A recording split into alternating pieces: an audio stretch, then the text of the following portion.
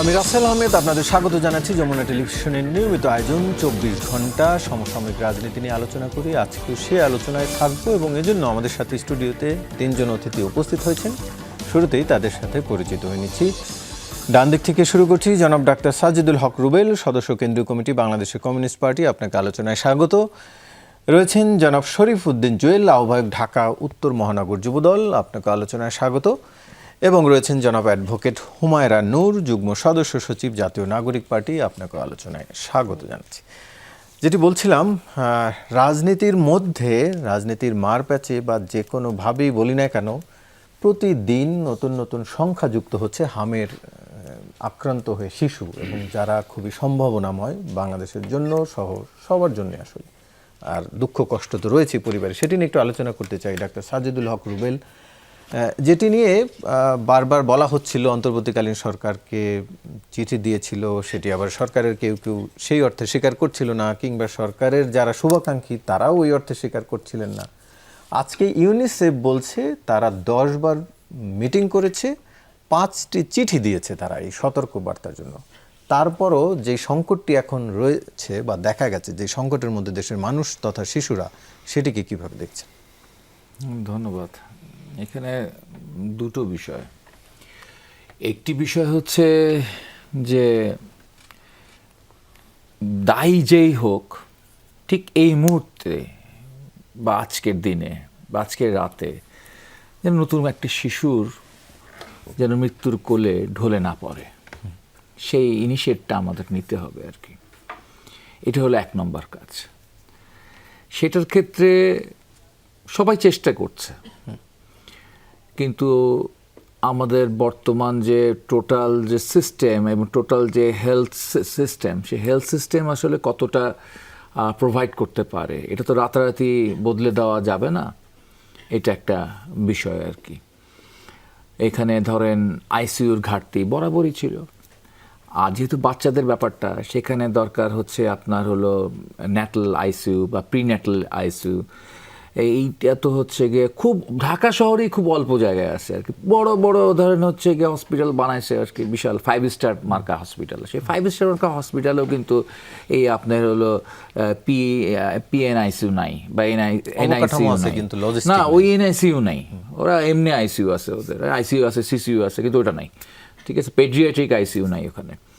তো এইটা একটা তো হচ্ছে ক্রাইসিস। এবং যেখানে হচ্ছে এখন যেহেতু এটা একটা মানে মহামারীর দিকে আগাচ্ছে জিনিসটা, এটা তো আমাদেরকে অ্যাসার্ট করতে হবে। আমাদের গভর্নমেন্ট কিন্তু সব কিছু করছে, কিন্তু এইটাকে ওই ডিক্লারেশনটার দিকে কিন্তু যাচ্ছে না। কিন্তু এটা প্যান্ডামিকের জায়গাটাকে বলা দরকার।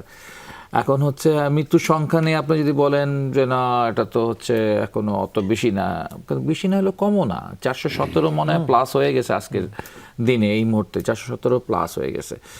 আবার দেখবেন এই আলোচনার সাথে পাশাপাশি আরেকটা আলোচনা আছে, অনেকে বলার চেষ্টা করছে যে এটা আসলে এখন এটা একটা বৈষয়িক সমস্যা।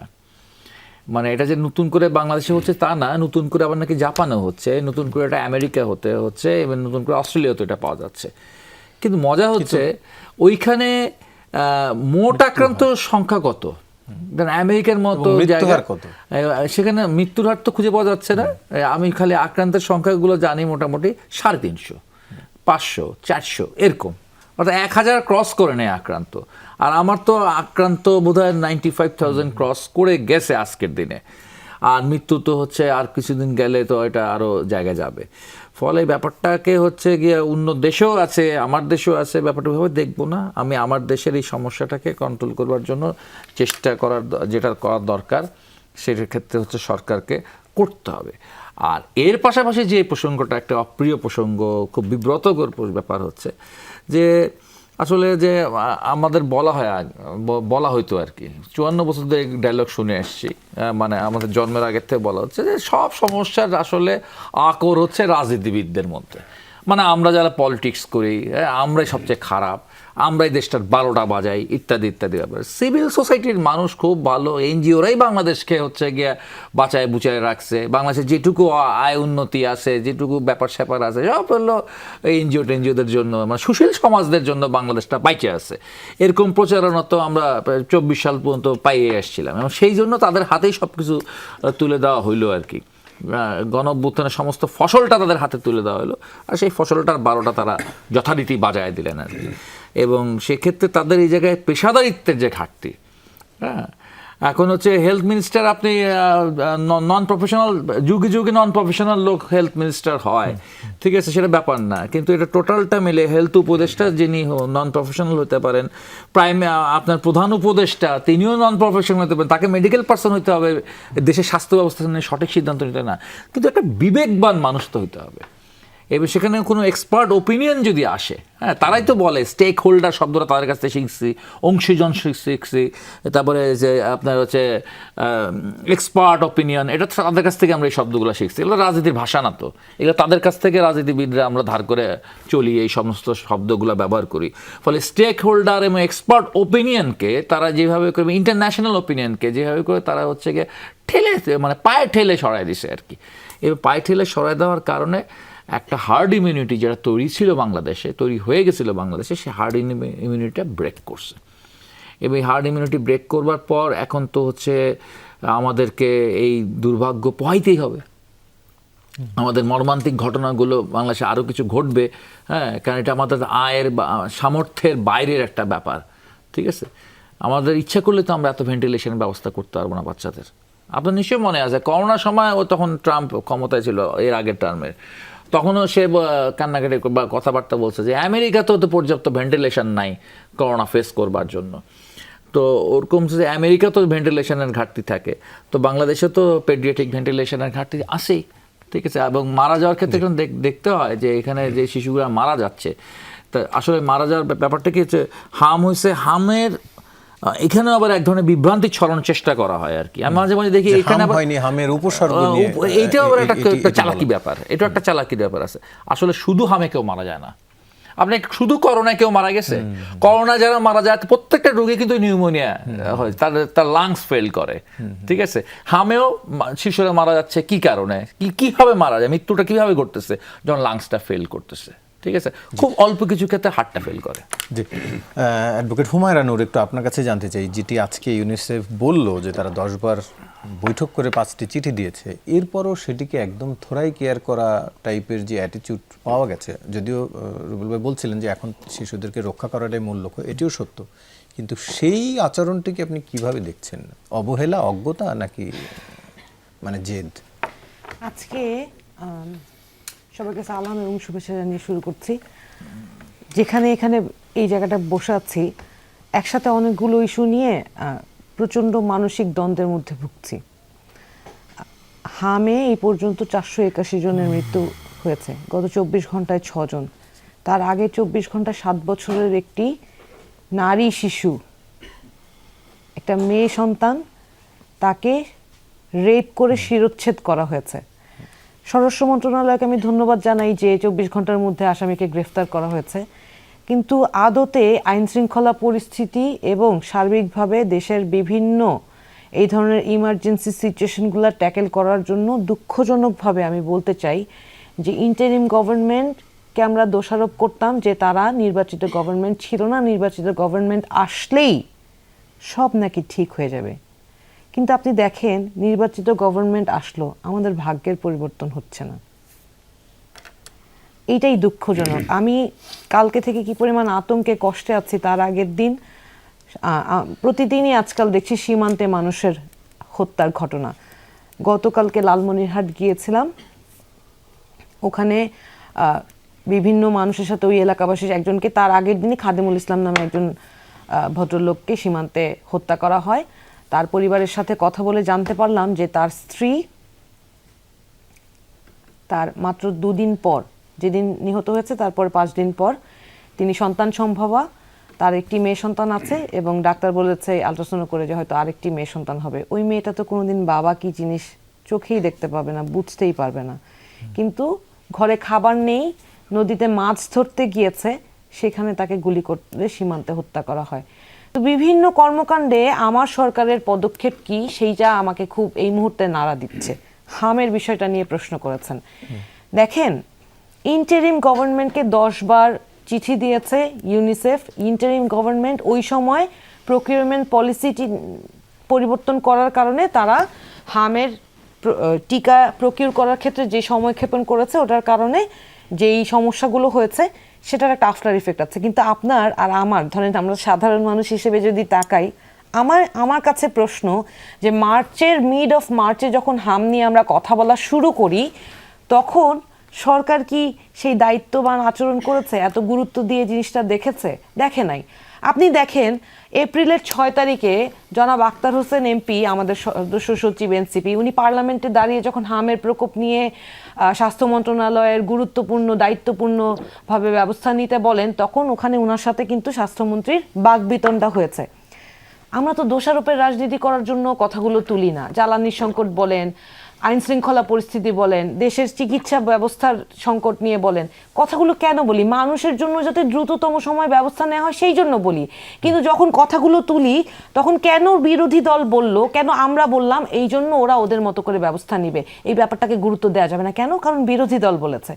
কিন্তু মাঝখানে ওই যে জ্বালানির জন্য যেমন লম্বা লাইনে দাঁড়িয়ে মানুষকে ভোগান্তি পোহাতে হয়, আর মিনওয়াইল মজুদদাররা মজুদ করে এবং 106 টাকায় কেনা তেল 140 টাকায় বিক্রি করে আমাদের নাভিশ্বাস তোলা হয়, সমস্ত নিত্য প্রয়োজনীয় পণ্যের দাম বেড়ে যায়। ঠিক একইভাবে আপনি দেখেন মিড অফ মার্চে হামের প্রাদুর্ভাব শুরু হলো। হামের এই প্রাদুর্ভাব প্রতিকারের জন্য মোটা দাগে আপনি কারণের পরে কি উপায়? 4টা বেসিক উপায়। হ্যাঁ, একটা হচ্ছে টিকাদান, ভিটামিন এ ক্যাপসুল খাওয়ানো, আইসোলেশন, কারণ এটা হামটা খুব দ্রুত সময়ের মধ্যে স্প্রেড করে। ওই যে বলছে না যে একটা হাসপাতালে জায়গা পাচ্ছে না, আরেকটা হাসপাতালে নিয়ে যাচ্ছে। কিন্তু আপনি যদি ইমিডিয়েটলি একটা ব্যবস্থা নিতেন এবং সেন্ট্রালাইজ একটা সিস্টেম করতেন যে এখানেই এই বাচ্চাটার ট্রিটমেন্ট হবে এবং এই জায়গাটা স্পেশালি শুধু হামের ট্রিটমেন্টটাই হবে। করোনার সময় এরকম হয়েছিল না? আমার ফ্যামিলিতে আমার মা, বাবা, বোন ডাক্তার, ওরা সবাই ওই করোনার জন্য স্পেশালাইজ হসপিটালগুলোতে ট্রিটমেন্ট দিয়েছে। কিন্তু হামকে কি এখন পর্যন্ত সেই গুরুত্ব দেওয়া হয়েছে? গুরুত্বপূর্ণভাবে আপনি দেখেন মিড অফ মার্চে, আমি 3বার বললাম কথাটা, এই প্রাদুর্ভাব শুরু হয়। সরকার এই মার্চের শেষ দিকে যে হামের টিকার জন্য অর্ডার দেয়, তারপরে মিড অফ এপ্রিলে ওনারা অনেক ক্রেডিট নিচ্ছেন যে মাত্র 24 দিনে হামের টিকা এসে পৌঁছেছে। যখন জিজ্ঞেস করলাম যে যখন প্রাদুর্ভাবটা শুরু হয় তখন কেন আপনারা, ধরেন মে মাসের 6 তারিখ বা 7 তারিখে এই প্রাদুর্ভাব মানে টিকাটা এসে পৌঁছেছে, নতুন প্রকিউরমেন্ট 24 দিন এসে পৌঁছেছে। যখন জিজ্ঞেস করলাম যে 24 দিনের ক্রেডিট নিচ্ছেন, তাহলে অর্ডার করতে দেরি করলেন কেন? বললো যে ওই যে প্রকিউরমেন্ট পলিসির ফলো করতে হয়েছে, মানে আপনি যখন অর্ডার দিবেন সেই অর্ডার তো একটা মানে রাষ্ট্রীয় প্রকিউরমেন্ট পলিসি আছে। আবার একটা মজার জিনিস জানেন, এই যে জ্বালানি সংকট যখন ধরা পড়ছিল তখন 2টা কোম্পানি, বিদেশি 2টো কোম্পানি, একটা 2023-এ আর একটা 2025-এ নিবন্ধিত, এই 2টো কোম্পানি যারা কোনো দিনই এত বড় অ্যামাউন্টে কোনো দেশকে ডিজেল সাপ্লাই দেয় নাই, তাদের থেকে কোনো প্রকিউরমেন্ট পলিসি ফলো না করে আমার সরকার ডিরেক্ট প্রকিউরমেন্ট করেছে জ্বালানি। তাইলে জ্বালানি আপনি 2টা জাস্ট নব্যগঠিত নিউলি ফর্মড একটা কোম্পানি, ধরেন বাংলাদেশে আমরা কোম্পানিগুলোতে কি দেখি যে একটা কোম্পানি ফর্ম করলে মানে certificate of commencement of business পেতেও কিন্তু 1 বছর লাগে। তাহলে যেই কোম্পানি 2025-এ হলো, তার এক্সপিরিয়েন্স কি? তাকে আপনি কিসের বেসিসে কম্পেয়ার করলেন যে সে অন্য কোম্পানির চেয়ে বেটার আপনাকে সার্ভ করতে পারবে, যার এরকম এক্সপিরিয়েন্সই নাই যে এত বড় অ্যামাউন্ট অফ মানে এতটা ডিজেল কোনো দেশকে দিবে? তাহলে আমার সরকার ডিজেলটা এরকম কোম্পানি থেকে ডিরেক্ট প্রকিউরমেন্ট করতে পারলো, কিন্তু টিকাটার বিষয়টা, এই বাচ্চাদের মৃত্যু তাদেরকে নাড়া দিল না। আপনি ইন্টারিম তো চলে গেছে, ইন্টারিমের যদি দোষ হয়, ইন্টারিমের দোষ তদন্ত করে আপনি মানুষের সামনে তুলে ধরেন না কেন? নিশ্চয়ই ইন্টারিমের লোক আপনার সাথেই আছে এবং ইন্টারিমের সহায়তা আপনি এসেছেন, আপনি তো পার্লামেন্টে দাঁড়িয়ে বলেছেন যে ট্রফি কার হাতে কিভাবে তুলে দেওয়া হয়েছে, এবং এই জন্যই তো তাদেরকে আপনারা সরাসরি তাদের যদি সমস্যা থেকেই থাকে, কোনো সম্পৃক্ততা থেকে থাকে, সেটা আপনারা সরাসরি বলছেন না। জি, একটু শরীফউদ্দিন জুয়েল আপনার কাছে জানতে চাই, যেটির কথা তিনি বলছিলেন যে দ্রুত পদক্ষেপ নেওয়া হয়নি, সেটি নিয়ে বা বর্তমান ব্যবস্থাপনা নিয়েও অভিযোগ রয়েছে। পাশাপাশি আরেকটি বিষয় আপনার দৃষ্টিতে আনতে চাই, যখন হামের প্রথম মৃত্যু শুরু হয় রাজশাহীতে, প্রথম 2 শিশুর মৃত্যুর কারণে রাজশাহীর যিনি হাসপাতালে পরিচালক ছিলেন তাকে ফাঁসিতে ঝোলানোর কথা বলছিলেন স্বাস্থ্যমন্ত্রী। এখন তো ঢাকায় মন্ত্রীর চোখের সামনেই শিশুরা মরছে। সেই ব্যবস্থাপনার দায় কার? আমরা দেখছি যে মন্ত্রী বিভিন্ন জায়গায় গিয়ে খাবার তদারকি করছেন, সেটি ঠিকঠাক মতো হচ্ছে কিনা হাসপাতালের, এইটির ক্ষেত্রে কি সে কিছুটা একটু এড়িয়ে চলছেন কিনা? বিসমিল্লাহির রহমানির রহিম। আমি আজকের 24 ঘন্টা যমুনা টিভির এই নিয়মিত টকশোতে আপনাদের সবাইকে জানাচ্ছি আমার ব্যক্তিগত পক্ষ থেকে শুভেচ্ছা, এবং আমার পাশাপাশি দুই সহ আলোচকবৃন্দ আপনাদেরকে শুভেচ্ছা জানাচ্ছি। দেখুন, আজকে আমরা হামের যে বিষয়টা নিয়ে আজকে আমরা এখানে বসেছি, এখানে একটি প্রথম জিনিস আপনি বলি, যেটা আপনার প্রথমে যে আপনি যে প্রশ্নটা করেছিলেন এর আগে অনুষ্ঠানের শুরুতে, যে আসলে হামের এই প্রাদুর্ভাব যেটা শুরু হয়েছে, ক্রাইসিস, আমরা যে টাইমটা পিরিয়ড করছি, আসলে এটা কি অবহেলা ছিল নাকি অন্য আপনার তাদের ব্যর্থতা ছিল বা গাফিলতি ছিল, সেখানে আসি। দেখেন, আজকে ইউনিসেফ সংবাদ সম্মেলন করে, আমি একে একে আমি প্রশ্নগুলো আমি আসছি, ইউনিসেফ আজকে সংবাদ সম্মেলন করে ইউনিসেফের বাংলাদেশে যে কান্ট্রি ডিরেক্টর বা কান্ট্রি পরিচালক, উনি কিন্তু আজকে বলেছে যে 5 বার সরকারকে চিঠি দিয়েছে, 10 বার সরকারের সাথে বৈঠক করেছে হামের টিকার সংকট। এখন আমার কাছে প্রথম প্রশ্ন, আমি হেডলাইনে যাচ্ছি, তাহলে প্রথম প্রশ্নটা হচ্ছে, ইন্টারিম গভর্নমেন্টকে 5 বার তাদেরকে চিঠি দেওয়া, 10 বার তাদের বৈঠক করার পরেও কেন ইন্টারিম গভর্নমেন্ট কেন হামের টিকাটি তারা সংগ্রহ করেনি? এবং আজকে ইউনিসেফের যে পরিচালক, উনি আজকে স্পষ্ট ভাষায় কিন্তু সে বলেছে সংবাদ সম্মেলনে যে আমরা সরকারের কাছে আমরা বলেছিলাম, দেখেন আপনারা যদি গভর্নমেন্টের প্রকিউরমেন্ট অনুসারে আপনারা যদি টিকাগুলো সংগ্রহ করতে পারেন, তাহলে এটা একটা দীর্ঘসূত্রিতা, এটা আটকে যেতে পারে। সেই ক্ষেত্রে আপনারা এখানে এসে সরাসরি আপনারা ইউনিসেফের মাধ্যমে আপনারা টিকাগুলো সংগ্রহ করুন, তাহলে কিন্তু শিশুদের জীবন বাঁচানোটা সম্ভব হবে। আজকে সেই জায়গাতে এসে ইন্টারিম গভর্নমেন্ট কেন তারা আজকে 5 বার চিঠি, 10 বার বৈঠক করার পরও তারা সেই টিকাটি সংগ্রহ করেনি, এবং সেই টিকাগুলো শিশুদেরকে কেন সময় মতো দেওয়া হয়নি? আজকে যেখানে সারা দেশে আজকে পর্যন্ত সারা দেশে 481 জন শিশু হামের উপসর্গ নিয়ে মারা গেল, এটা আমাদের একটা জাতির জন্য কত বড় একটা ব্যর্থতা। এই বোঝাটা আমাদের কিন্তু আজকে সবারই কিন্তু, এটা যাদের শিশু আছে তারা সবাই কিন্তু এই জিনিসগুলো বুঝতে পারছে। আমরা প্রতিদিন হাসপাতালে এক একটা শিশুর করুণ মৃত্যুগুলো কিন্তু আমরা দেখতে পাচ্ছি বিভিন্ন সংবাদ মাধ্যমে, আমরা সেগুলো কিন্তু খেয়াল করছি। তো অবশ্যই এই অবহেলার কারণে, যাদের অবহেলার কারণে আজকে হামের প্রাদুর্ভাব বেড়েছে, আজকে শিশুরা আজকে মারা যাচ্ছে, অবশ্যই তাদেরকে সে অবহেলার কারণে তাদেরকে আজকে কাঠগড়ায় দাঁড় করানো উচিত, এবং এই শিশুদের মৃত্যুর দায়ভার তাদেরকে নিয়ে তাদেরকে সেই জায়গায় দাঁড় করানো উচিত। বিএনপি সেটি করছে না কেন? সরকারে আছে, আমি এটা মনে করি বিএনপি সরকার করছে না, এটা অবশ্যই বিএনপি সরকার কিন্তু হামের টিকার এই ক্রাইসিসের জন্য অলরেডি কিন্তু একটা তদন্ত কমিটি অলরেডি কিন্তু গঠন করা হয়েছে, আপনারা অবগত আছেন। আমরা কিন্তু সেই রাস্তা কিন্তু অলরেডি কিন্তু সরকার কিন্তু পদক্ষেপ নিয়েছে। আমরা আশা করি সে তদন্ত কমিটি এবং আজকে ইউনিসেফের পরিচালকের বক্তব্যের মাধ্যমে ইনশাল্লাহ আমরা সেই পদক্ষেপগুলো আমরা সামনে আমরা দেখতে পারবো। পরবর্তীতে আসি, এখানে আমার সহযোদ্ধা আপু একটা কথা বলেছেন যে আসলে মিড মার্চ, উনি কথাটা বারবার বলেছেন, মিড মার্চ থেকে যখন হামের প্রাদুর্ভাব যখন শুরু হলো, রাজশাহীতে যখন প্রথম যে দুটি শিশু মারা গেল, সেখানে দেখেন মিড মার্চ থেকে তখন কিন্তু সরকার কিন্তু হামের টিকা কত দ্রুত এনে সে হামের টিকাটা তার শিশুদেরকে প্রদান করা হয়। আমাদের সরকার কতটা সচেষ্ট বলে দেখেন, সে কিন্তু আমরা সারা দেশে 24 এপ্রিল থেকে সারা দেশে একযোগে আমরা কিন্তু সেই টিকা প্রদান কর্মসূচি কিন্তু গ্রহণ করি, এবং আজকে পর্যন্ত ইউনিসেফের পরিচালকের তথ্য অনুযায়ী পর্যন্ত আজকে পর্যন্ত আমরা সারা দেশে 1,80,00,000 ডোজ হামের ডোজ শিশুদেরকে কিন্তু দেওয়া হয়েছে। তাহলে এই যে আমরা সেই টিকাটিকে আমরা কিন্তু কোনো প্রকিউরমেন্টে কিন্তু যাওয়া হয়নি। প্রথমে বলে আমি আমার হুমায়ুর আপুর দিচ্ছি, আমরা কোনো প্রকিউরমেন্টে যাই না, আমরা সরাসরি কত দ্রুত হামের টিকাটি বাংলাদেশে এনে টিকাটি প্রদানটা কর্মসূচি শুরু করা যায়। আমরা ইউনিসেফের সাথে, ওয়ার্ল্ড হেলথ অর্গানাইজেশন তাদের সাথে আমরা কিন্তু যোগাযোগ করি, এবং আমাদের সরকার যোগাযোগ করে, সরকার তাই সেই ওয়ার্ল্ড হেলথ অর্গানাইজেশন এবং ইউনিসেফের সাথে যোগাযোগ করে, তাদের মাধ্যমে অতি দ্রুত আমরা সেই হামের টিকাগুলো আনতে আমরা সক্ষম হই। কিন্তু সেখানে এই বিলম্বটা কি একটু বেশি হয়ে গেল কিনা? আবার পাশাপাশি একে তো টিকার একটি বিষয়, তিনি যে প্রশ্নটি তুলছেন, প্রশ্নের উত্তর আমি প্রশ্নের উত্তর এখানে আসছি। দেখেন, আমরা এমন একটা সময়, দেখেন আমরা 17 ফেব্রুয়ারি বিএনপি সরকার গঠনের পর থেকে 17 ফেব্রুয়ারি বিএনপির এই সরকার, আমাদের এই সরকারের পথ চলা শুরু হয়েছে। 17 ফেব্রুয়ারির পর থেকে পথ চলা শুরু হওয়ার পর থেকে আমরা কিন্তু আমেরিকা ইরান যুদ্ধে সারা বিশ্বের অর্থনীতি যখন টালমাটাল, ওয়ার্ল্ড ইকোনমিক যখন ভেঙে পড়েছে, ওয়ার্ল্ডের যখন সিস্টেমগুলো যখন ভেঙে পড়েছে, আমরা কিন্তু সেই রাস্তার মধ্যে দিয়ে কিন্তু আমরা পথ চলেছি। স্বাভাবিক প্রক্রিয়ার সময় কিন্তু তখন সেটা ছিল না। আপনি আমেরিকা ইরানের এই যুদ্ধের সারা বিশ্বের আপনার বাণিজ্য অর্ডার বলি, আপনার স্বাস্থ্যসেবা বলি, সমস্ত কিন্তু সারা বিশ্বে কিন্তু ভেঙে গিয়েছে। তারপরও আমাদের মাননীয় প্রধানমন্ত্রী দৃঢ় পদক্ষেপ এবং ওনার দৃঢ় সিদ্ধান্তের কারণে আমরা দায় সংক্রমণের দায় পুরনো সরকারকে ইন্টারিমকে না হয় দিলেন, কিন্তু এখন যে মৃত্যু ঘটছে আক্রান্তের পরে এইটি যে সরকার কোনোভাবে ঠেকাতে পারছে না, এই যে আইসোলেটেড একটি ট্রিটমেন্টের ব্যবস্থা করার ব্যর্থতা কি সরকারের নয়? আমার ডাক্তার রুবেল ভাই, উনি একজন ডাক্তার মানুষ, উনি কিন্তু এই বিষয়টা কিন্তু ইতিমধ্যে কিন্তু বলেছে। আসলে সারা কিন্তু বাংলাদেশ কেন, সারা ওয়ার্ল্ডে, আমেরিকার মতো দেশেও কিন্তু আপনারা দেখেছি, আপনারা সেখানে আইসিইউ আছে, মৃত্যু নেই। হ্যাঁ, এখন আমাদের সেই জায়গাতে কিন্তু আমাদের চিকিৎসা ব্যবস্থাটা কি অতটা উন্নতি হয়েছে? চিকিৎসা ব্যবস্থাটা কি ওই জায়গা থেকে আমরা যেতে পেরেছি? আমরা যেতে পারিনি। এই জন্য কিন্তু আমাদের মাননীয় প্রধানমন্ত্রী, উনি কিন্তু আমাদের বিএনপি সরকার মানে 2023 সালে উনি কিন্তু যে 31 দফা দিয়েছিলেন, সেই 31 দফার মধ্যে দুজন মৃত্যুর জন্য রাজশাহীর পরিচালককে ফাঁসিতে ঝুলানো যাবে, কিন্তু এখানকার ব্যর্থতার দায় একটু সরকারের উপর পড়বে না?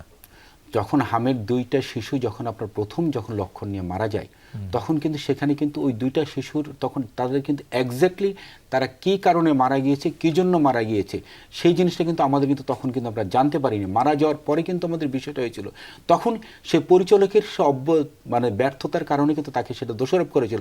পরবর্তী যখন জানতে পারলাম এইটা হামের উপসর্গ এবং সময় মতো টিকা না দেওয়ার কারণে এই প্রাদুর্ভাবটা সব জায়গায় ছড়িয়ে পড়েছে, তখন থেকে কিন্তু বিষয়গুলো কিন্তু সেটা হামের টিকা সময় মতো টিকে হাম, যক্ষা, ধনুষ্টঙ্কার সহজে, পোলিও সহজে 6টি রোগ, তাদেরকে সময় মতো সেই টিকাটা যদি না দেওয়া হয় তাহলে সেই রোগের চিকিৎসাটা কতটা জটিল হতে পারে এটা কিন্তু আমরা সবাই কিন্তু জানি।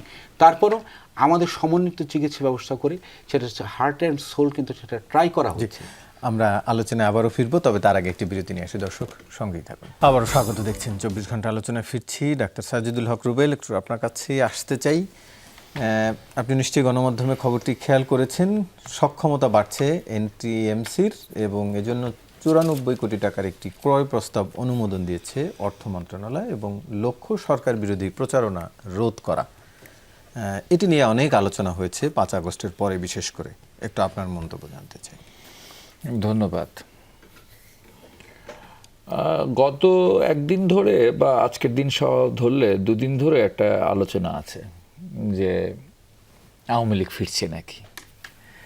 আসলে আওয়ামী লীগ ফেরা না ফেরার চেয়ে একটা বড় বিষয় আমরা দেখতেছি, অত্যন্ত দুঃখের সাথে কষ্টের সাথে দেখতেছি যে এই প্রবণতা ফিরে আসতেছে। এটা খুব ডেঞ্জারাস।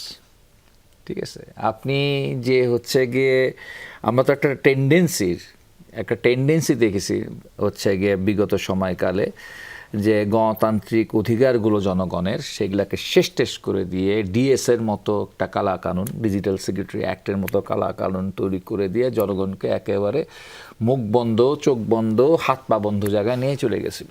তার জন্য এটা গণ অভ্যুত্থান হলো। গণ অভ্যুত্থানের পর যেই ধরনের ইনস্ট্রুমেন্টগুলো আসলে জনগণকে দাবায় রাখার জন্য ব্যবহার করা হয়েছে, সেই জন্য একটা গুরুত্বপূর্ণ রাষ্ট্রীয় ইনস্ট্রুমেন্ট হচ্ছে এই এনটিএমসি। এখন সেই এনটিএমসি হচ্ছে গিয়ে আবার এত প্রয়োজন হয়ে পড়লো কেন? ঠিক আছে, হঠাৎ করে এত প্রয়োজনীয়তা দেখা দিল কেন? এটা আসলে হচ্ছে কিন্তু খুব গুরুত্বপূর্ণ আর কি। এটা নিয়ে একটু আলোচনাও দরকার। দেশে কি মানে দেশের ঝুঁকিটা কি? দেশে যে মাঝখানে একটা আলোচনা এসছিল, পরে আবার তো স্বরাষ্ট্রমন্ত্রী বললেন যে হচ্ছে এটা ভুল, অর্থাৎ জঙ্গিবাদ নিয়ে একটা হুমকির ব্যাপার ছিল। ওরকম কিছু হচ্ছে, দেশবিরোধী দেশদ্রোহী কোনো ঘটনা ঘটতেছে নাকি হচ্ছে সম্ভাব্য যে হচ্ছে মানে সরকারের ব্যর্থতায়, আগামী দিনে সরকারের হচ্ছে গিয়ে অক্ষমতা, অদক্ষতা, দুর্নীতি আগামী দিনে দেখা দিলে জনগণ যদি ক্ষেপে আসে, জনগণ যদি সেটা হচ্ছে প্রচার মাধ্যমে বা সামাজিক মাধ্যমে সংগঠিত হতে নেয়, তখন তাদেরকে প্রতিহত করতে হবে এনটিএমসি দিয়ে। ব্যাপারটা কি এইখানে, না ব্যাপারটা অন্য জায়গায় আছে যে বাংলাদেশ বিরোধী কোনো তৎপরতা হচ্ছে বা কোনো জঙ্গিবাদী তৎপরতা ঘটছে, সেটাকে এটা জনগণের কাছে একটু স্পষ্ট করা দরকার। রাষ্ট্রীয় নিরাপত্তার ব্যাপার থাকতে পারে, কিন্তু সেটা তো হচ্ছে জনগণকে সাথে নিয়েই করতে হবে। জনগণকে সাথে নিয়ে করবেন না জনগণের বিরুদ্ধে করবেন, এই জায়গাটা একটা খুব মৌলিক প্রশ্ন আর কি। আমরা দেখে আসছি অতীতে শাসক দলগুলোর যে ক্যারেক্টার থাকে, সেটা থাকে হচ্ছে সাধারণত এই ধরনের সংস্থাগুলোকে তারা ব্যবহার করে জনগণের বিরুদ্ধে, এবং জনগণের বিরুদ্ধে ব্যবহার করে আলটিমেটলি তারা কেউ শেষ রক্ষা করতে পারে না। পারে না, সেখানে গণবিচ্ছিন্নতা তৈরি হয়, মানুষের সাথে বিচ্ছিন্নতা তৈরি হয় এবং সেই বিচ্ছিন্নতার কারণে তারা আরও বেশি কর্তৃত্ব পরায়ণ হয়ে ওঠে, আরও কর্তৃত্ববাদী হয়ে ওঠে, আরও স্বৈরতান্ত্রিক হয়ে ওঠে এবং একসময় তারা ফ্যাসিবাদী প্রবণতার মধ্যে আটকে যায়।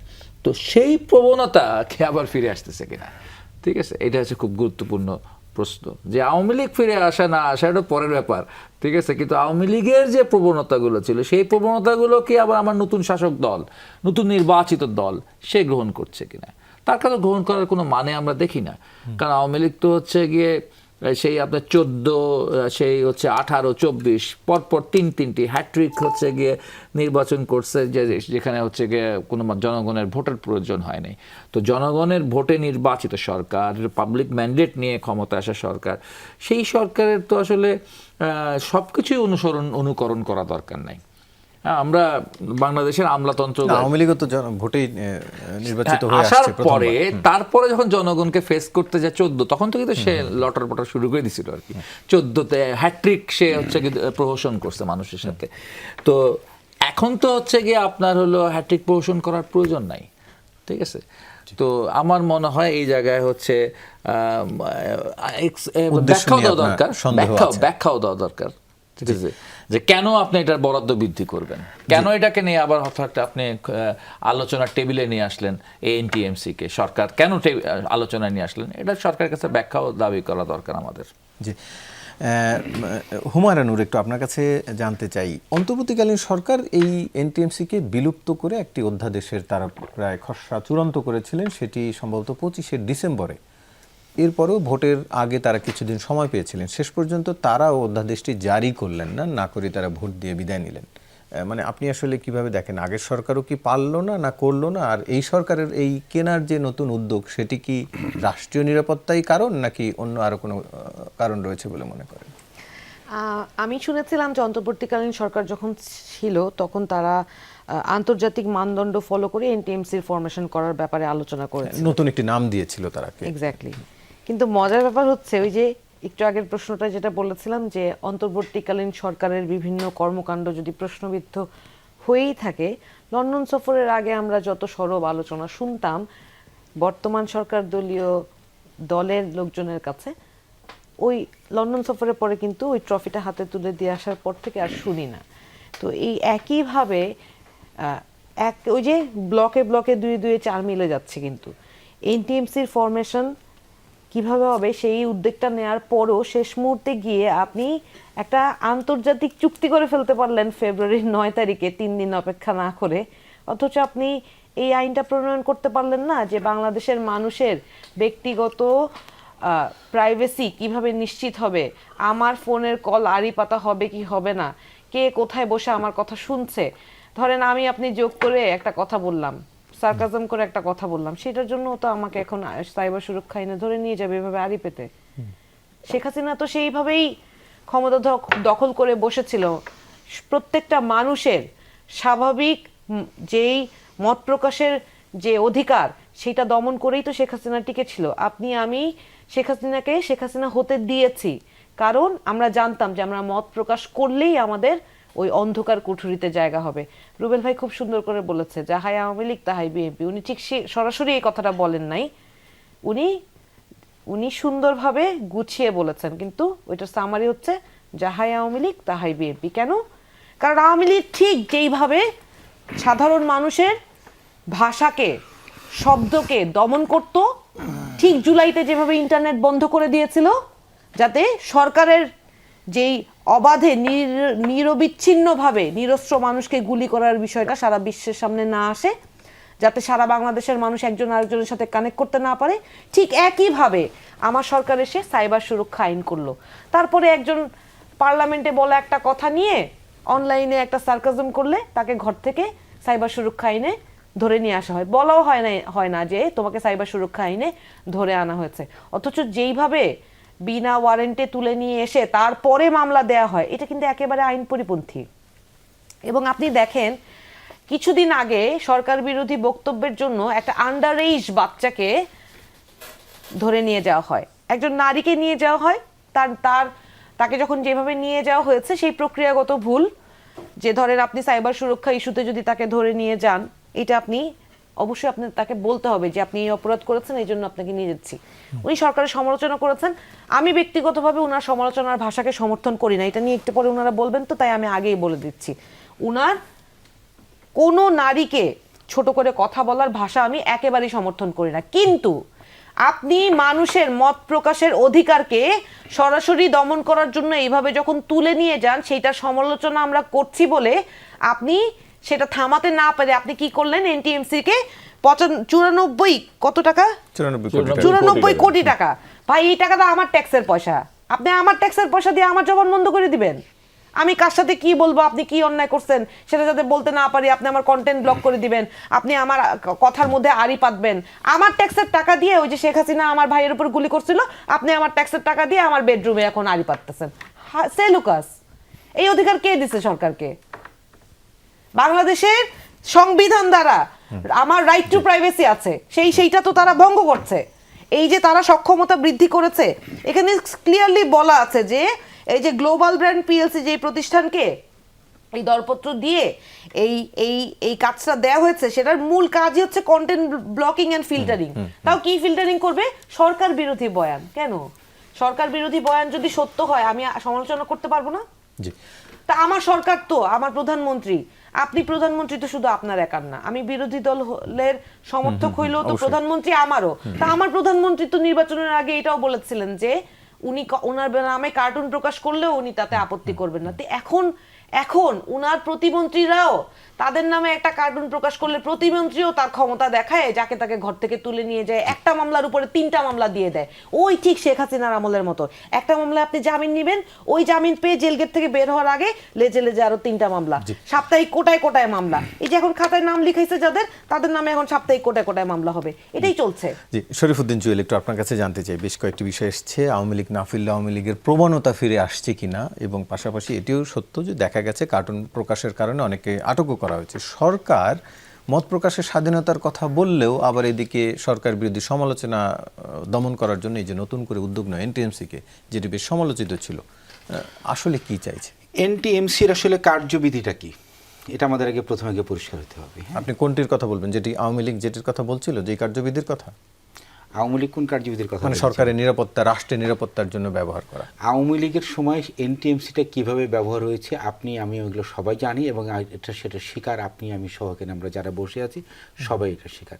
এখন এনটিএমসি সুরক্ষা আইনের জন্য যে একটা নতুন আপনার যন্ত্রপাতি কেনার জন্য যে একটা বাজেট করা হয়েছে, বা যেটাকে আপনার অনুমোদন হলে সেই যন্ত্রপাতিগুলো কিনা হবে, তা আগে আপনার এনটিএমসিটাকে আমাদের সরকার কোন পথে পরিচালিত করে আগে সেদিকে আগে আপনারা দেখুন। আপনারা সেদিকে না দেখে আপনারা এখন থেকে এটা নিয়ে আপনারা একগাদা কথা আমার সহযোদ্ধা আমার আপু এখানে বলে গেলেন। একটি কথা আমি এখানে বলতে চাই অত্যন্ত পরিষ্কারভাবে, অবশ্যই বিএনপি আওয়ামী লীগ না। বিএনপি হলো একটি আদর্শ, একটি মেরুকরণ নিয়ে বিএনপি রাজনীতি, জাতীয়তাবাদী আদর্শ নিয়ে রাজনীতি করে। আওয়ামী লীগ তাদের রাজনীতির মেরুকরণ, তাদের আদর্শ টোটালি ভিন্ন। বিএনপি এদেশের মানুষের পাশে সবসময়, যখন দেশের সংকট দেখা দিয়েছে, এদেশের মানুষ যখন দিশেহারা দিয়েছে, তখন কিন্তু বিএনপি এদেশের মানুষের জন্য কিন্তু বিএনপির নেতৃত্ব কিন্তু এগিয়ে এসেছে। 1971 সালের সে 26শে মার্চ থেকে শুরু করে 2024-এর সে 5ই আগস্ট পর্যন্ত বিএনপির রাজনীতিকে আপনারা খেয়াল করে দেখেন, বিএনপির রাজনীতি কোন আদর্শ নিয়ে চলে, বিএনপি কোন আদর্শ নিয়ে সবসময় দেশের জনগণের পাশে দাঁড়িয়েছে, কেউ জনগণের সেবার জন্য বিএনপি নিয়োজিত ছিল। আওয়ামী লীগ 1971 সালের কথা যদি আমরা এখানে, যদি বিএনপি এবং আওয়ামী লীগ আপনারা এক কাতারে দাঁড় করতে চান, অবশ্যই আমাকে সেটা বলতে হবে। শেখ মুজিবুর রহমান থেকে শুরু করে যারা ছিল তখন সবাই কিন্তু স্বাধীনতা যুদ্ধের 7ই মার্চের পর থেকে এদেশে তারা দেশ থেকে আওয়ামী লীগের নেতারা সব পালিয়েছিল, এবং শেখ মুজিবুর রহমানের সেই গ্রেফতারের নাটক সেটা আমরা জানি, আমি এত পিছনে যাব না। যখন দেশের মানুষের দিশেহারা ছিল তখন শহীদ প্রেসিডেন্ট জিয়াউর রহমান কিন্তু চট্টগ্রামে কিন্তু ক্যান্টনমেন্ট থেকে রিভোল্ট করে কিন্তু স্বাধীনতার ঘোষণা দিয়ে নিজের সরাসরি সমস্ত হাতে নিয়ে কিন্তু যুদ্ধের নেতৃত্ব দিয়েছেন।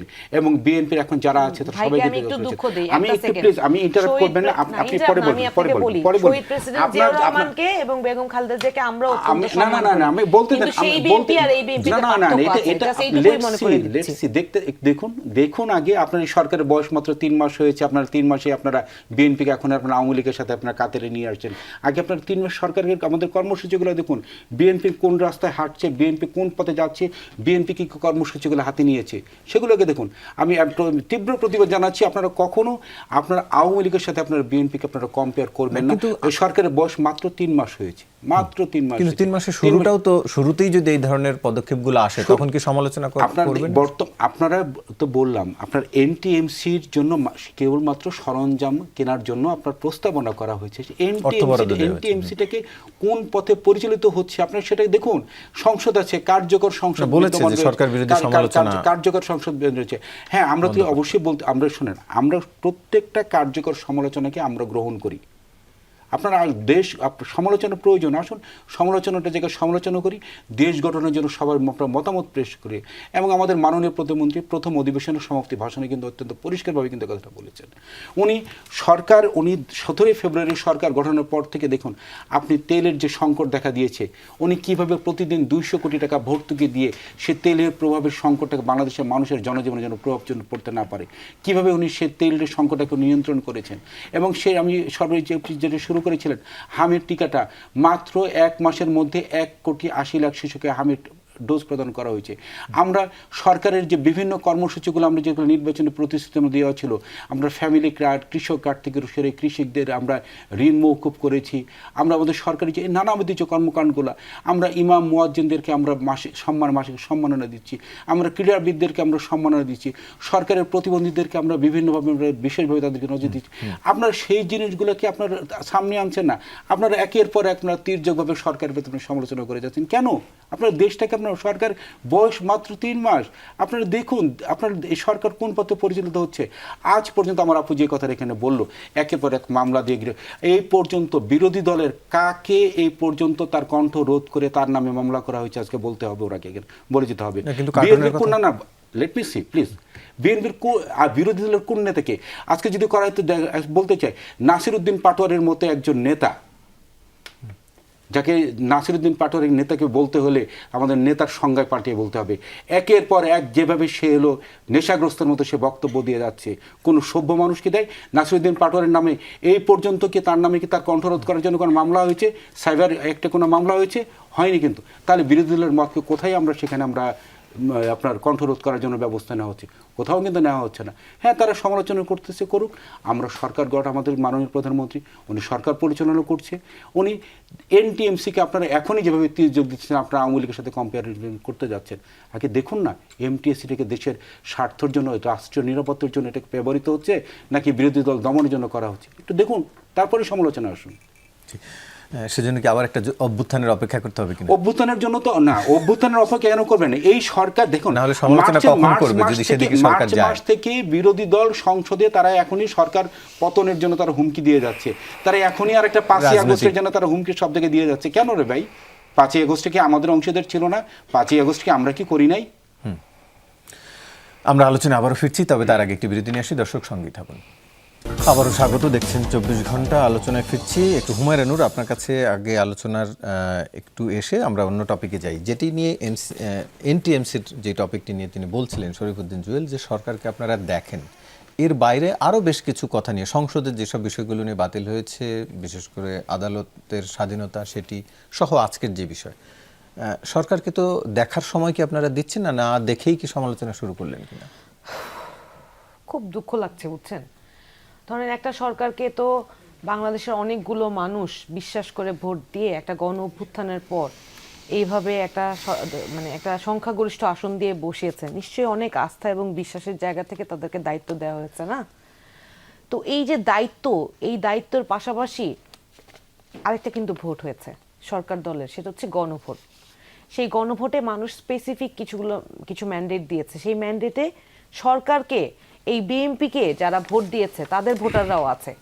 কিন্তু সরকার ক্ষমতা গ্রহণ করার সাথে সাথে করলো কি, মানুষকে দেয়া যে কমিটমেন্ট বা যেই রিকোয়েস্ট তারা নির্বাচনের আগে করেছে, নির্বাচনের ঠিক পরে তারা সেটা সেই জায়গা থেকে সরে গেল। এবং স্বরাষ্ট্রমন্ত্রী পার্লামেন্টে দাঁড়িয়ে বলছেন যে নির্বাচন হওয়ার জন্য ওনারা আগে এই কথাগুলো বলেছেন। ভাই, আমি ধরেন একটা নতুন গড়া রাজনৈতিক দল, আমি ভাঙবো, গড়বো, আমাকে আপনারা যত প্রশ্নবিদ্ধ করেন, যতবার যত আমার দলীয় আদর্শ কি, আমার চলার পথ কি হবে, যতবার ধরেন, যারা এইভাবে ব্লান্টলি, আপনি পার্লামেন্টে দাঁড়িয়ে আপনার 6 মাসও না 3 মাস আগে বলা কথা আপনি উল্টে ফেলছেন, আপনাকে কিভাবে বিশ্বাস করব? আপনি পার্লামেন্টে দাঁড়িয়ে বলতেছেন নির্বাচন হওয়ার জন্য। ভাই 1400 মানুষকে আপনি পার্লামেন্টে যাওয়ার জন্য জীবন দিছে? 1400 মানুষ ওই এক দফার ঘোষণা যে স্বৈরতান্ত্রিক কাঠামো নির্মূল করতে হবে, সেই ঘোষণার বেসিসে 1400 মানুষ জীবন দিয়েছে। এই বাংলাদেশে এতগুলো মানুষ রাস্তায় নেমে এসেছে দল মত নির্বিশেষে। কোনো দলীয় ব্যানারে তো এই অভ্যুত্থান হয় নাই। তাহলে দলীয় ব্যানারে যদি অভ্যুত্থান হইতো তাহলে শুধু ভোটের জন্য, গণতন্ত্রের জন্য মানুষ রাস্তায় নেমে এসে জান দিত। মানুষ কিন্তু 28 অক্টোবর রাস্তায় নেমে এসে জান দেয় নাই। মানুষ স্বৈরতান্ত্রিক পতনের জন্য রাস্তায় নেমে জান দিয়েছে। এবং প্রথম থেকে এখন পর্যন্ত যেই কমিটমেন্টগুলো বিএনপি সরকার ব্রেক করেছে এবং যা যা করছে তাদের ক্ষমতাকে একইভাবে পূর্বের সরকারের ক্ষমতা দীর্ঘায়িত করার জন্য, it is very evident that they are working on the same way as Awami League did. ভাই খুব দুঃখ করছিলেন যে তাদের দেখা হচ্ছে না এবং তাদেরকে সুযোগ দেওয়া হচ্ছে না। সুযোগ দিচ্ছি, সেই জন্যই কথা বলছি। কথা আপনারা আমলে নিচ্ছেন না, সেই জায়গাটা হচ্ছে দুঃখ। জি, একটু যেতে চাই ডাক্তার সাজিদুল হক রুবেল, রুবেল আপনার কাছ থেকে জানতে চাই, আমাদের ধারাবাহিক প্রতিবেদনও এসছে, এছাড়া অন্যান্য গণমাধ্যমের কারো কারো প্রতিবেদনও এসছে, ঢাকার বিভিন্ন জায়গায়, মোহাম্মদপুর, মিরপুর সহ বিভিন্ন জায়গায় উন্মুক্তভাবে মাদক বিক্রি হচ্ছে। এছাড়া যেটির কথা কিছুক্ষণ আগে হুমায়ুনুর বলছিলেন, একটি শিশুকে ধর্ষণ করে হত্যা করা হয়েছে, এছাড়া আরও অন্যান্য উদাহরণ আছে। যদি আমি এই দুটিকেই ধরি, উন্মুক্ত মাদক বিক্রি করছে, সেটির একদম সচিত্র প্রতিবেদন আমরা করছি। পুলিশ কি এখানেও এখনো তাদের মনোবল ঠিক হয়নি, সে কারণে বসে আছে, নাকি সরকারের বার্তাতেও কোনো গাফিলতি রয়েছে? আসলে মনোবলের বিষয়টি বলতে আমরা ফিরে যাই হচ্ছে 2024-এ, আগস্ট পরবর্তী পরিস্থিতির দিকে। কিন্তু আপনি যদি 2024 থেকে এসে পড়েন ঠিক এই মুহূর্তে 2026-এ, তাহলে বিগত যদি 4 মাসের একটা হিসাব করেন, যে 4 মাসে পুলিশ বাহিনী আক্রান্ত বা আইন শৃঙ্খলা রক্ষাকারী বাহিনী আক্রান্ত হয়েছে 213 বার বিগত 4 মাসে, এবং 213টা মামলা হয়েছে, 213টা মামলা হয়ে গেছে। নাটোর, ব্রাহ্মণবাড়িয়া, নারায়ণগঞ্জ, তারপর ঢাকা, এরকম চট্টগ্রাম সহ বিভিন্ন জায়গায় আর কি। তো একটা তো পুরনো বিষয় তো রয়েছে, কিন্তু এখন হচ্ছে কেন? এবং এখনটা কিন্তু হচ্ছে মানে এটা হচ্ছে জনগণের সাথে তাদের ঘটনাটা ঘটতেছে না, এখন ঘটতেছে হচ্ছে সংঘবদ্ধ সুসংগঠিত মাফিয়াদের সাথে পুলিশের লড়াই, এবং সেখানে পুলিশ মার খাচ্ছে, বা হচ্ছে গিয়ে এলাকার ছিচকে মানে মাদক ব্যবসায়ী, তাদের গ্রুপ, তাদের কাছে পুলিশ মার খাচ্ছে আর কি। এইটা হচ্ছে খুবই অ্যালার্মিং একটা ব্যাপার। এই জায়গাটা থেকে যদি হচ্ছে বের না হয়ে আসা যায়, তাহলে কিন্তু বাংলাদেশের আইন শৃঙ্খলা পরিস্থিতি ডে বাই ডে আরও ডিটেরিওরেট করবে। কারণ যখন হচ্ছে এই ধরনের অপরাধী চক্রগুলো মনে করবে, বা এই ধরনের কিশোর গ্যাংগুলো মনে করবে যে আমাদের সাথে তো কেউ পারে না। অপরাধী চক্র কারা? এই গ্যাং এইটা হচ্ছে তো মানে অপরাধী চক্র, মানে অপরাধী চক্র আর কি। এটা কিছু সুনির্দিষ্ট তো বলা যায় না, XYZ কে তো বলা যায় না। এটা আমার আপনার পাড়া মহল্লায় থাকে, বিভিন্ন শহরগুলোতে আছে, একেবারে মফস্বল থেকে শুরু করে এই ঢাকা অবধি। তারা সরকারের চেয়ে শক্তিশালী? অবশ্যই ছিল, তাই মনে হচ্ছে। কারণ সরকারের হচ্ছে এই ক্ষেত্রে মানে তার এজেন্সি কোনটা, তার ল এনফোর্সিং এজেন্সি কোনটা? তার এজেন্সি হচ্ছে পুলিশ। পুলিশ হচ্ছে এই জায়গায় সরকারের হাত, সরকারের পা, সরকারের চোখ। তো সেই হাত পা চোখ তো কাজ করতে পারছে না। হ্যাঁ, উন্মুক্তভাবে হচ্ছে মাদক হচ্ছে গিয়ে ব্যবসা হচ্ছে। আবার সেইটাকে ধরার জন্য র্যাব যে একটু হলো নারায়ণগঞ্জে একটু গোড়াগড়ি করতে গেছেন, তো তাকে হচ্ছে আবার হলো ব্যাপক হারে প্রকাশ্যে মার দেওয়া হচ্ছে। ফলে এই জায়গাটাতে আমার মনে হয় যে একটু জটিল অবস্থায় বাংলাদেশ আছে, এবং তার এই চ্যালেঞ্জটা, তার যে অ্যাটাকস অন যে ল এনফোর্সিং এজেন্সির যে ফেনোমেনাটা আমরা দেখতেছি, এইটা বন্ধ করতেই হবে যে কোনোভাবে হোক। জি, শরীফুদ্দিন জুয়েল, আপনার কাছ থেকে জানতে চাই, আইন শৃঙ্খলা পরিস্থিতির ওই অর্থে উন্নতি করতে পারছে কি সরকার? ধন্যবাদ। আমি প্রথমে একটি প্রশ্ন এখানে আমি একটু আগের যেটা হুমায়রা আপার যে গণভোটের বিষয় যে বলেছি, দেখেন গণভোটের 2টি অংশ ছিল, ক এবং খ, মানে সোজা কথা একটি হ্যাঁ এবং একটা না। হ্যাঁ, তো গণভোটের আপনার খতে যেটা ছিল, খতে যেখানে একটা ছিল, একটা কোনটা ছিল যে আপনার জাতীয় সংসদ নির্বাচনে দলগুলোর প্রাপ্ত ভোটের অনুপাতে 1 সদস্য বিশিষ্ট একটি উচ্চ কক্ষ গঠিত হবে, এটাই ছিল। এবং সংবিধান সংশোধন করতে গেলে উচ্চ কক্ষের সংখ্যাগরিষ্ঠ সদস্যের অনুমোদন দরকার হবে, রাইট?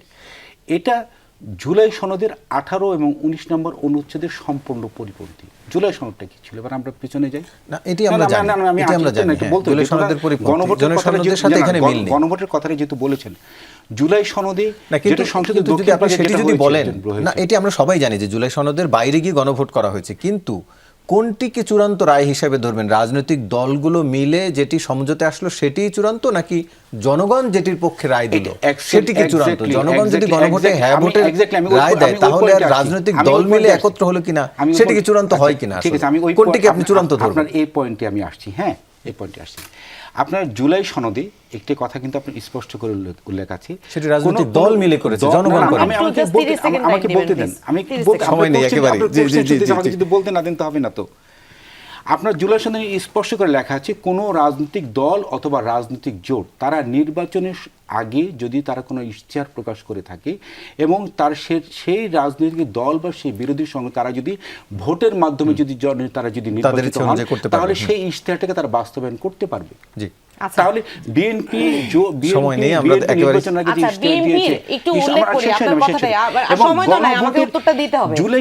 জুলাই সনদকে বা স্পষ্টভাবে এখানে লঙ্ঘন করেছে জামায়াত এবং এনসিপি। কেন করেছে? ডেপুটি স্পিকারের নাম বিএনপি প্রস্তাবনা করেছে। আমার প্রশ্নটা শেষ হয়নি, আপনি বলছেন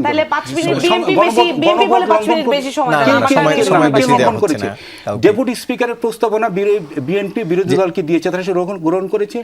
নারী সংসদ সদস্য আপনার কিভাবে হবে সেটা তো তারা কিন্তু মানেনি। তাহলে অলরেডি বিরোধী জামায়াত এনসিপি তারা তো সেটা লঙ্ঘন করেছে।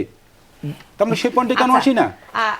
এবং একটা বিষয় বার্নিং ইস্যু আজকের দিনে আমি জাস্ট উনাকে একটু মনে করে দেওয়ার জন্য বলি, একমত হয়েছে 30টি পয়েন্ট, সেই একমতের জায়গা থেকে বাকিগুলো নোট অফ ডিসেন্ট আছে।